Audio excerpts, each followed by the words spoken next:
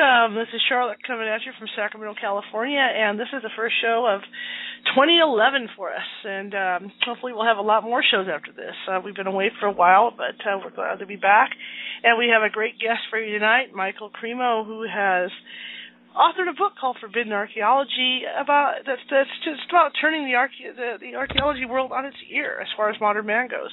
Mr. Cremo is in the room. Hello, sir. Hi, Charlotte. Can you tell me a little bit about yourself? Well, as you mentioned, I'm the author of the book Forbidden Archeology, and then there's my latest book, The Forbidden Archaeologist. And I use those terms, forbidden archaeology and forbidden archaeologist, in connection with me and my work, because I deal with things that most archaeologists simply don't want to consider, because the types of things that I deal with in my work challenge all of the accepted theories about human origins. Today, most archaeologists and historians believe that human beings like us first came into existence between 100 and 200,000 years ago. And they say before that there were no human beings like us.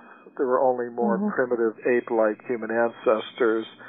But when I looked into the whole history of archaeology, I saw another story. I saw that many scientists, many archaeologists have discovered evidence showing that human beings like us have existed for millions and millions of years on this planet, going all the way back to the very beginnings of the history of life. So, because I'm dealing with that evidence and not trying to sweep it under the rug, I'm comfortable with these terms, forbidden archaeology and forbidden archaeologist, to describe my work. And perhaps, my background has a little bit to do with why I became interested in these topics. I'm from a military family. My father was an Air Force intelligence officer. So that meant a couple things for me when I was a child growing up, namely that I lived in a lot of different places in the United States and abroad, and that opened my mind to the reality that there's more than one way to look at the world.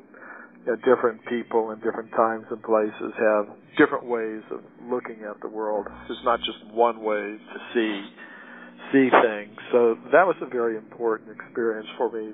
For example, when I was in the second grade, I lived in Hawaii, and in my classroom there were Chinese Americans and Japanese Americans and Hawaiian Americans and all kinds of Americans, and with all different sorts of cultural backgrounds and religious backgrounds, and it really opened me up to diversity, the idea that there are different ways of looking at reality.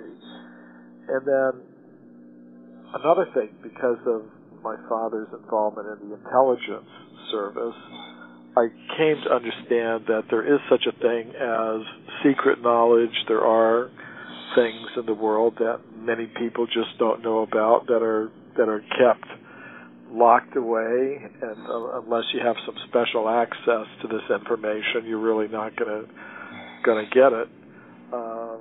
So that was also important for me, to understand. Yes, there are forbidden types of knowledge in this world. And as I grew a bit older and had to start thinking about finding my own path of life in this world, my own truth, my own reality, I began exploring both physically and mentally. In terms of travel, I explored. In terms of studying different philosophies and wisdom traditions, I explored.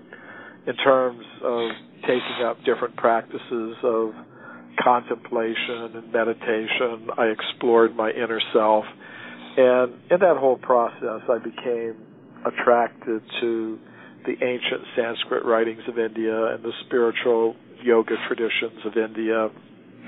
And I found a teacher whose teachings made sense to me. So as part of that, I began looking more closely into what these ancient texts from India were saying, and they were telling about human civilizations, human populations that have existed on Earth for millions and millions of years, and it was completely different from anything I'd ever heard from my teachers in high school or university. So I also found that this idea of extreme human antiquity is present not just in the ancient spiritual tradition of India, but in a lot of the different wisdom traditions in the world. So I began to ask myself, well, is what these ancient wisdom traditions are telling us, is that just mythology, that human beings have existed for millions of years on Earth, they didn't evolve from apes and monkeys? Is that just mythology? Or is there perhaps some evidence to support that idea? So that's what got me into this whole line of research. Before that, I really didn't have too much of a reason to question what I'd learned in school, but I did start to question, and I did start looking for evidence that human beings have existed on Earth for millions and millions of years. We didn't, evolve from apes and monkeys. So of course, in the current textbooks, you only see evidence that supports the current theories, which tell us human beings like us first came into existence 100 or 200,000 years ago. Before that, there were no humans like us, just various types of ape men. So I decided to look beyond the textbooks. I decided I'm going to look at the original scientific reports in many different languages. Because of my background and education, I have a reading knowledge of most of the European major languages. And I started looking into the archaeological reports, the original reports, not what you find in the textbooks, but the original scientific reports in many different languages. And when I did that, I started finding many reports of discoveries of human bones, human artifacts, human footprints, millions and millions of years old. So I compiled all that evidence in a book called Forbidden Archeology, and I started presenting this information around the world to the general public and to scientific audiences and university student audiences, and it's become a whole career for me. So anyways, those are a few words about myself and why I'm doing what I'm doing. What you're doing is fascinating in that Darwinism came out and essentially took the whole creation thing and turned it on its ear. Now, what you're saying could really bring about what I would say revision or a new occurrence of the whole theory of that whole creation thing. Yeah, in this sense, I mean, in the first major book that I wrote, Forbidden Archeology, I just documented all this evidence for extreme human antiquity, all the discoveries that scientists have made of human bones, human artifacts, human footprints, many, many millions of years old. And I didn't propose any alternative theory in that book. I just put the facts out there. And people read that book, and they wrote to me, and they said, well, gee, all this evidence you're reporting here, it certainly contradicts the current Darwinian theory of human evolution. So how do you think human beings came into existence? So to answer that question from my readers, I wrote another book called Human Devolution. Vedic alternative to Darwin's theory. And I call it Vedic because it's based on the Vedic literature of ancient India. But the essential message of that book is that we don't evolve up from matter, as many scientists now believe. Rather, we've devolved or come down from a level of pure consciousness. What I proposed in that book, Human Devolution, is that before we even ask the question, where did human beings come from, we should first of all ask the question, what is a human being? And today, many scientists, especially the Darwinists, are going to say that a human being or any other living thing is just a combination of molecules. That's all that we are. However, I propose that when we look at all the evidence, we'll see that human beings are much more than just a combination of molecules. So, in one sense, yeah, we are material beings. Matter is a part of what we are.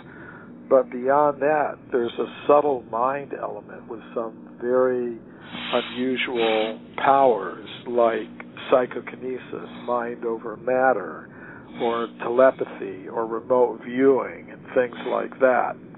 And then beyond that mind, with its very unusual paranormal powers, there is a conscious self that can exist apart from the body, apart from the mind, and that's who we really are. We are that conscious self.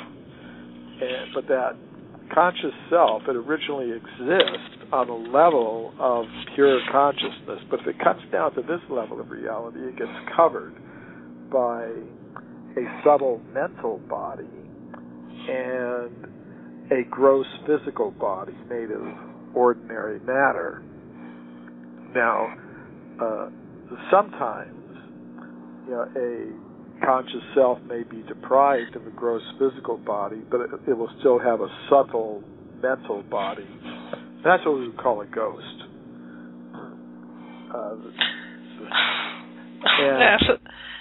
But go ahead. Oh yeah, I was just laughing when you said that because I had no idea you believed in that sort of thing. This is interesting to me because, of course, my group that's what we do. We do ghost hunting, and so I find this more intriguing. Sure.